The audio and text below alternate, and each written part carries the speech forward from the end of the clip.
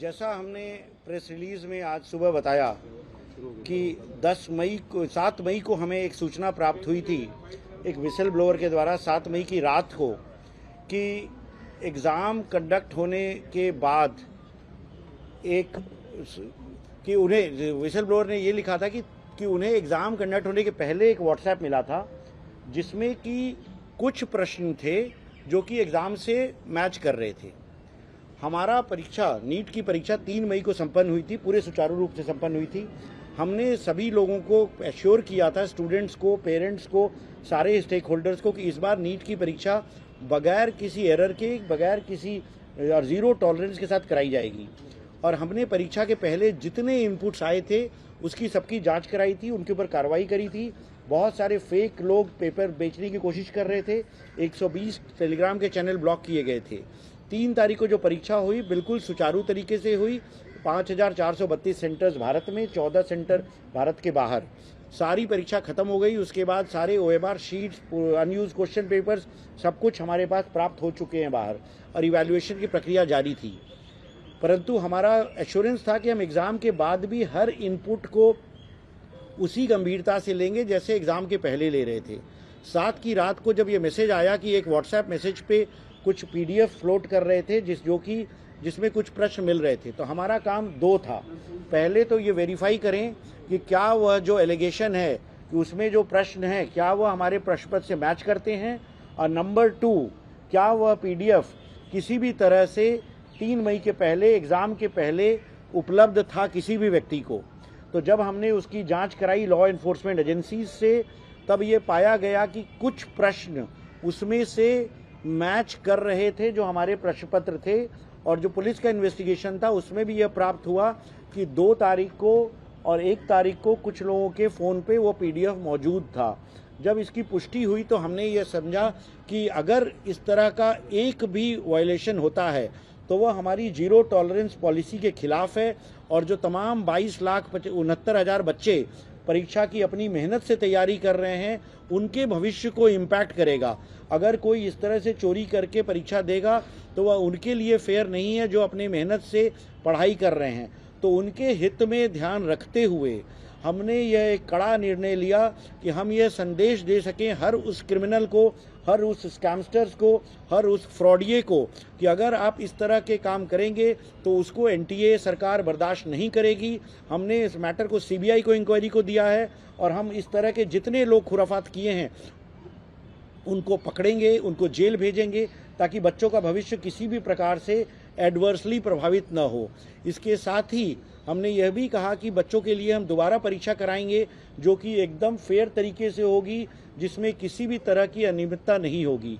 तीसरा, हमने NTA के ऊपर जिम्मेदारी लेते हुए यह भी निर्णय लिया कि हम जो अगली परीक्षा दोबारा कराएंगे उसके लिए कोई एडिशनल फीस नहीं चार्ज करेंगे, और न ही सिर्फ वह, चूँकि बच्चों को दोबारा आना पड़ रहा है परीक्षा देने के लिए, हमने जो पहली बार जो परीक्षा कराई थी उसके लिए जो फीस ली थी उसको भी हम रिफंड करेंगे, ताकि NTA अपनी जिम्मेदारी को समझे। और हमने सारी जो इन्फॉर्मेशन है वह CBI को उपलब्ध करा रहे हैं, ताकि CBI जो भी व्यक्ति हो उसको ढूंढे, उसको जेल भेजे, उसको उसकी सज़ा दिलाए, जिससे कि इस तरह की जो एग्जामिनेशन की प्रक्रिया में समय समय पर इस तरह की रिपोर्ट आती रहती है, इसका एक बार में ख़त्म किया जा सके। तो इसलिए इतना बड़ा निर्णय सरकार ने, NTA ने आज सुबह लिया है।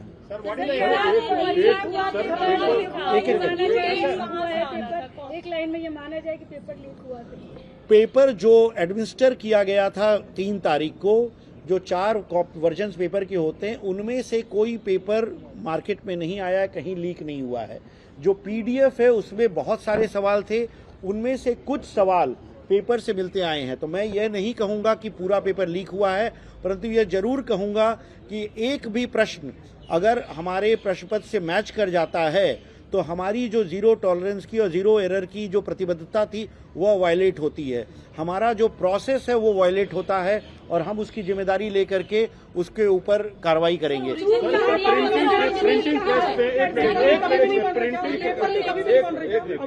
पेपर लीक कभी भी नहीं माना जाता। व्हाट्सएप पे जो प्रिंटिंग प्रेस जो है वो विसल ब्लोअर कहाँ का था, कौन से राज्य का था, क्या? देखिए, विसल ब्लोअर के कानून जो है, विसल ब्लोअर्स को प्राथमिकता देने का सबसे बड़ा रिक्वायरमेंट होता है कि विसल ब्लोअर की आइडेंटिटी को गोपनीय रखा जाता है। हम इंक्वायरी कहां से आया था, किस किस को गया, किन राज्यों में गया, कितने लोगों को गया, कौन कौन इन्वॉल्व था, इस चीज की जांच करने की क्षमता और जांच करने की जिम्मेदारी सीबीआई की है। सीबीआई ही पूरी फोरेंसिक्स कर सकती है। सर, आपने कहा कि सवाल कुछ सिमिलर थे, आप बता सकते हैं कौन से पेपर के कितने सवाल? कुछ सवाल थे, कुछ सवाल थे। अभी अभी अभी हाँ सर 720 में से कितने क्वेश्चन पेपर्स जो क्वेश्चंस थे वो कितने सिमिलर थे? देखिए, ये पूरी जांच कि कितने क्वेश्चन सिमिलर थे, 2 पीडीएफ थे, 3 पीडीएफ थे, 4 पीडीएफ थे, यह सब सीबीआई जांच के बारे में आएगा। मेरे लिए इतना पर्याप्त था कि 1 या 2 प्रश्न भी अगर मैच कर रहा है तो मेरी प्रक्रिया भंगित हो रही है, मेरी जीरो एरर, जीरो टॉलरेंस की भंगित हो रही है। इसको जांच करने की जिम्मेदारी कि 30 क्वेश्चन थे कि 45 थे कि 50 थे कि 60 थे, यह काम सीबीआई करेगी, पूरी फोरेंसिक्स लेके करेगी और उनकी रिपोर्ट के हिसाब से कार्रवाई होगी। कितने राज्यों सर, कितने राज्यों तक ये पेपर पहुंचे? गड़बड़ी कहाँ पर हुई, कोई एक लाइन कहे कहाँ पर चूक हो गई जिसके लिए कहा जाए? उसकी भी रिपोर्ट देखिए, जब तक सीबीआई को जब हमने जांच दी है तो मैं सीबीआई की जांच को प्रभावित नहीं करना चाहूंगा अपना निर्णय करके। हमने बस ये किया कि जो शिकायत आई थी उसमें अगर 1 इंच की भी, 1 आयोटा की भी सच्चाई है तो हम उसके ऊपर लेके कार्रवाई किए हैं। अब किस हद तक है, कितना हद तक है, उसको करने में समय लगेगा, परंतु हम जानते समय बहुत महत्वपूर्ण है। हम जितना डिले करेंगे उतना यह समस्या बढ़ेगी, उतना अगर हमको री एग्जाम करना है तो वो निर्णय आज हम ले रहे हैं तो हम जल्दी कर पाएंगे। तो हम जांच की इंतजार करें, वो क्या हुआ है, कितने प्रश्न हैं, कौन कौन इन्वॉल्व है, कितने राज्य इन्वॉल्व है, कौन इन्वॉल्व है, यह सब उसकी सीबीआई की रिपोर्ट में आएगा। एक बार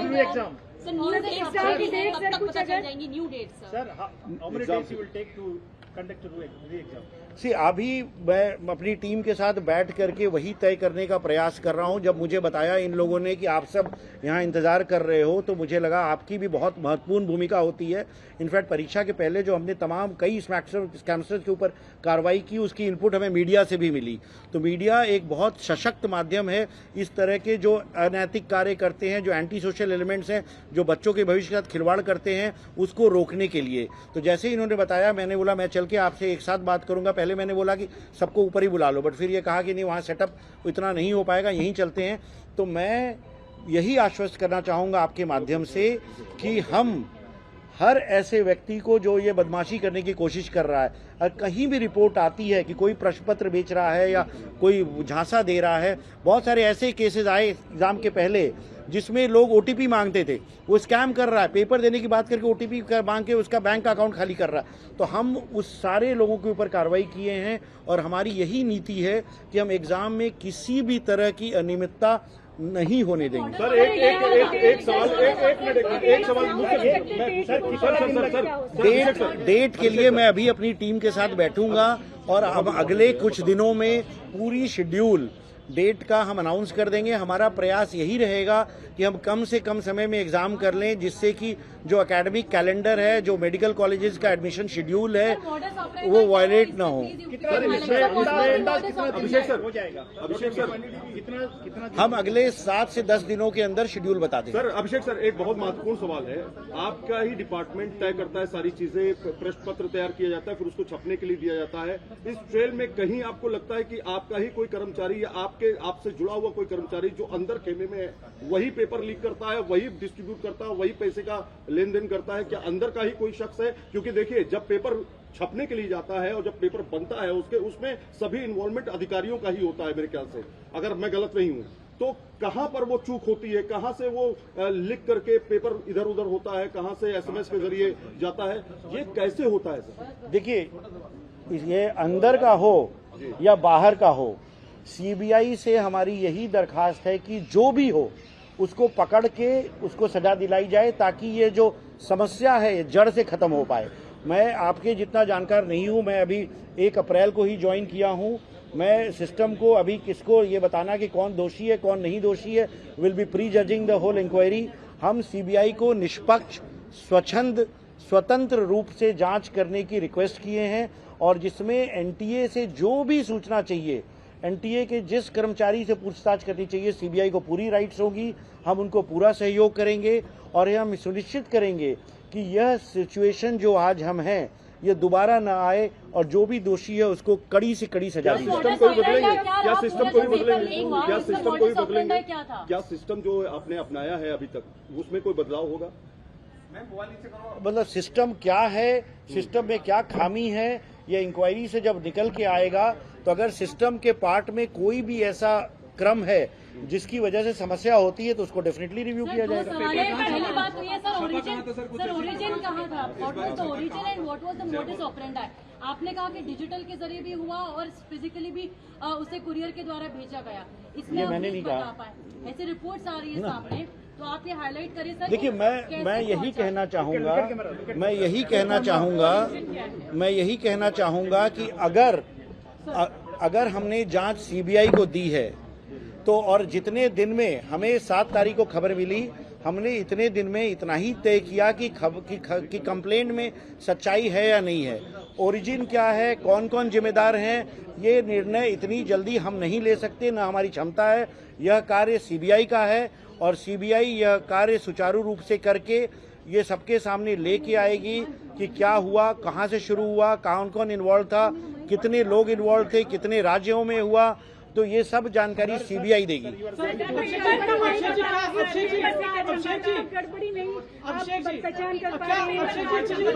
अभी भी नहीं मान रहे कि पेपर लीक हुआ है? क्या आप अभी भी नहीं मान रहे? हमने साफ ये कहा, हमने ये साफ कहा कि जो पीडीएफ जो सर्कुलेट हुआ उसमें से कुछ प्रश्न पत्र से मिल रहे थे, तो इसको अगर आप लीक कहें या अनियमितता कहें या वायलेशन ऑफ प्रोसेस कहें, हमने यह माना कि ये एग्जाम की जो प्रक्रिया चल रही थी उसका उल्लंघन था, इतनी हद तक था कि हमें यह कड़ा निर्णय लेना पड़ा कि एग्जाम कैंसिल करें। गैस पेपर भी कहा जा रहा है। गड़बड़ हुआ ये अगर नहीं बता सकते सर, कहाँ लूपहोल है? अभी शुरुआती जांच में भी आपको समझ नहीं, अगर गड़बड़ कहाँ से हुई और कहाँ चूक हुई, इसके मैं अंतिम निष्कर्ष पे पहुंच जाता तो सीबीआई को क्या कार्य देने की आवश्यकता होती। हम सारी सूचनाएं, हम जो जितनी जानकारी है हमारे पास, और हम नहीं चाहते कि सीबीआई की जांच किसी भी तरह से प्रभावित हो, तो सीबीआई को फ्री जांच करना बहुत आवश्यक है। इस समस्या को जड़ से खत्म करना आवश्यक है। नासिक में छपा पेपर सर,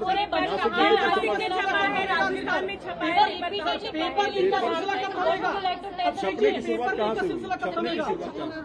पेपर के छपने की शुरुआत एक जगह नहीं होती है, कई जगह होती है। वह गोपनीय रखा जाता है तमाम कारणों के लिए, परंतु सीबीआई को वह सारी जानकारी दी जाएगी, और सीबीआई वह जो कोई भी व्यक्ति है, किसी भी स्टेज पर है, किसी भी क्रम में है, उसको पकड़ के निकालेगी।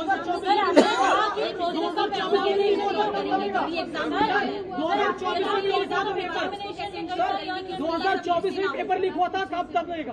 2024 में पेपर लीक हुआ था, 2026 में भी लीक हुआ। पेपर लीक का सिलसिला कब थमेगा?